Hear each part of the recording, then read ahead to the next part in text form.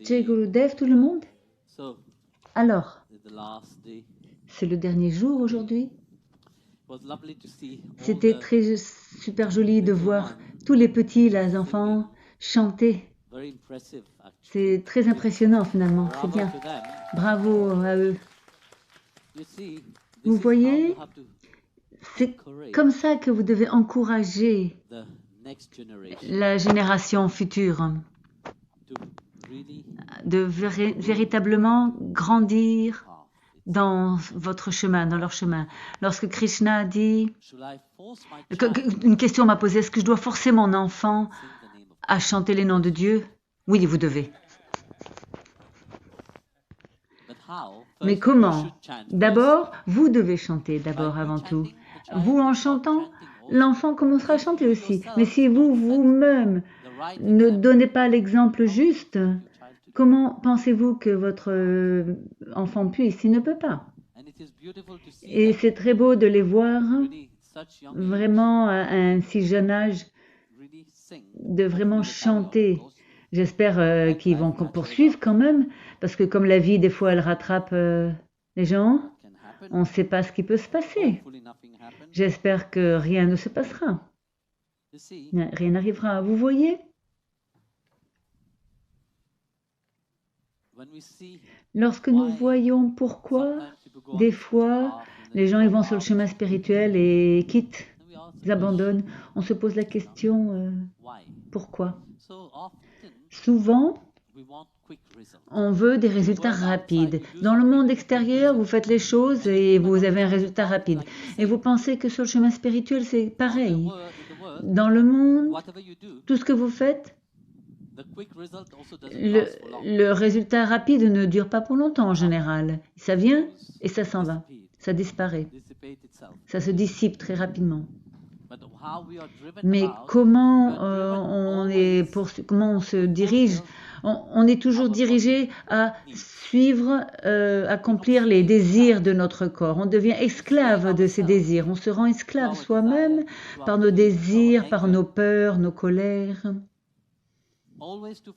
Toujours pour remplir les besoins physiques. Malgré le fait de vous dire non, ça c'est pas bien, c'est pas juste, vous devez changer, vous ne voulez pas changer. Parce que ce que vous avez mis dans votre mental, ça c'est, vous êtes gouverné, tous les sens, la Bhagavad Gita dit continuellement que vos sens sont gouvernés par le mental. Donc il ne s'agit pas des sens qui doivent être contrôlés. C'est le fait de contrôler le mental. Les sens ne sont pas là. Les organes, ils sont là. Les organes des sens sont là. Un super parfum arrive, du parfum super bon, arrive à vous. Est-ce que votre nez s'envole vers là où le parfum il est? Non, ça part pas. Le nez est toujours attaché à votre nez. Mais plongé par le mental reste attaché à cela. Vous marchez dans la rue, par exemple. Guruji a dit de contrôler les sens. Ah, je ne peux pas regarder. Je ne peux pas regarder. Une belle personne arrive. Vous voyez la silhouette. Toutes sortes de formes. Très bien dessinées. Hein, vous voyez de loin, approcher. Non, non, je ne veux pas regarder. Vous l'avez vu.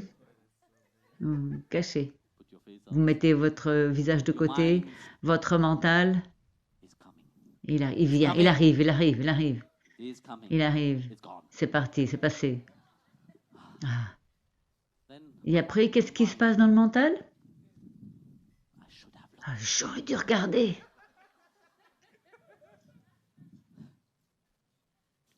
Vous voyez? Vos yeux sont toujours là dans l'orbite des yeux. Vos yeux ne sont pas sortis. Est-ce qu'ils sont partis? Vos yeux sont partis? Non. Qu'est-ce qui est parti? C'est le mental qui s'est déplacé. Ainsi, tous les sens. Vous voyez l'odorat, le goût, le toucher, la vision, l'audition sont tous dirigés par le mental lui-même. Guidé par le mental. C'est à travers le mental que ça peut être corrompu. 1000 fois, vous allez dire à quelqu'un non, il va le faire parce que ils ont mis ça profondément dans leur mental et en pensant qu'en faisant cela, je serai heureux. Non, vous ne serez pas heureux. Imaginez quelqu'un qui vous met une restriction. Écoute, cette pièce ici, elle est fermée. Vous ne devez pas y aller. Qu'est-ce qui va se passer dans votre mental? Hein? Quel va être votre état? Et vous dire, ah, je veux voir ce qu'il y a dans celle-là intérieure. Maintenant que je n'ai pas le droit, je veux voir qu'est-ce qu'il y a. À l'intérieur, ça va brûler, savoir qu'est-ce qu'il y a dans cette pièce. Jusqu'à ce que vous n'alliez pas à l'intérieur, la curiosité sera toujours là. Vous allez le faire. Mais ça, c'est la stupidité. Ceux qui sont allés dans la pièce savent ce qui est là-bas. C'est pour cela que le monde des paroles des sages et des saints, chapitre 5, vers 28, les grands sages sont assis en méditation profonde.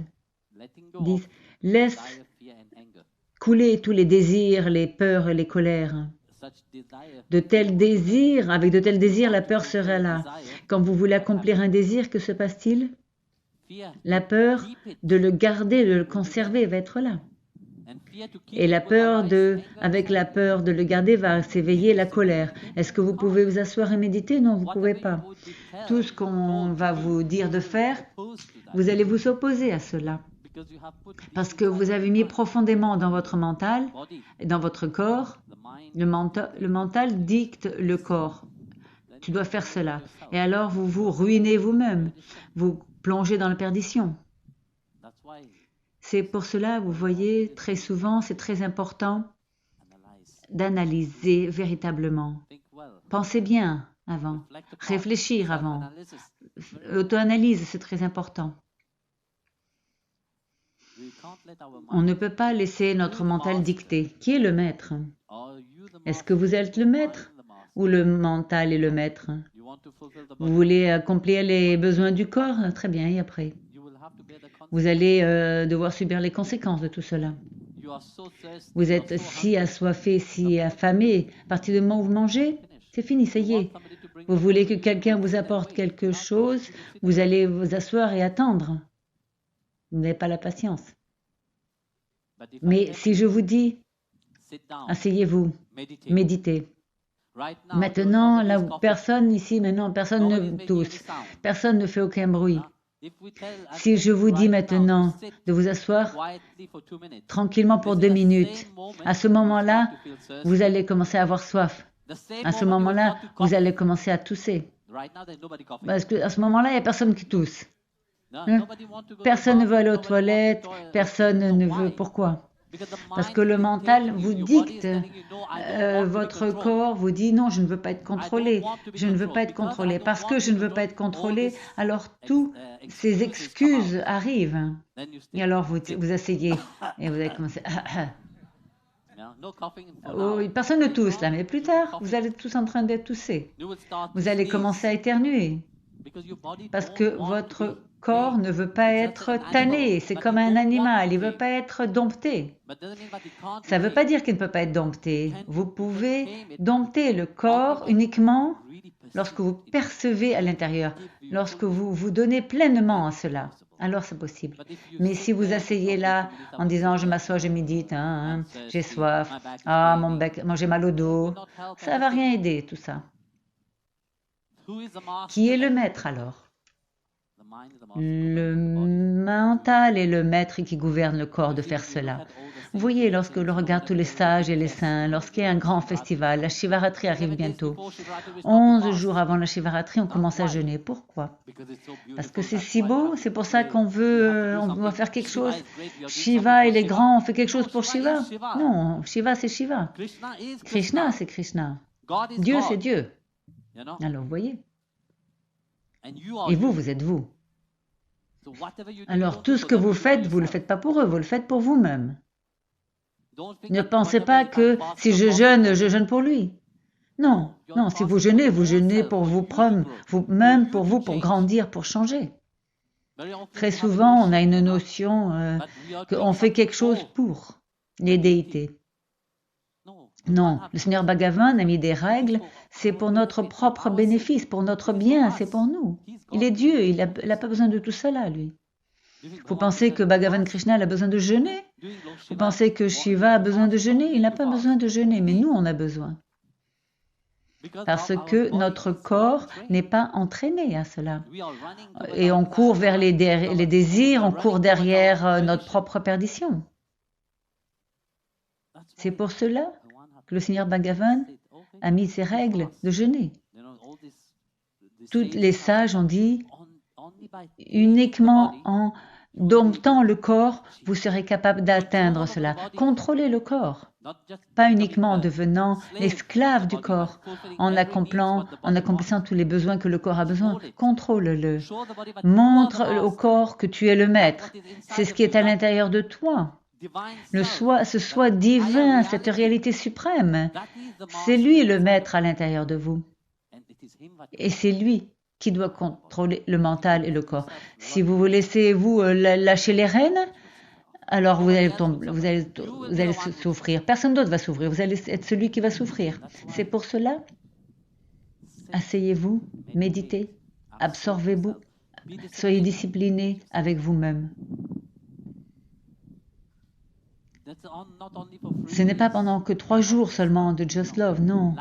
La vie en elle-même s'agit d'amour. Où que vous y allez, quoi que vous fassiez, essayez de le faire avec cet amour.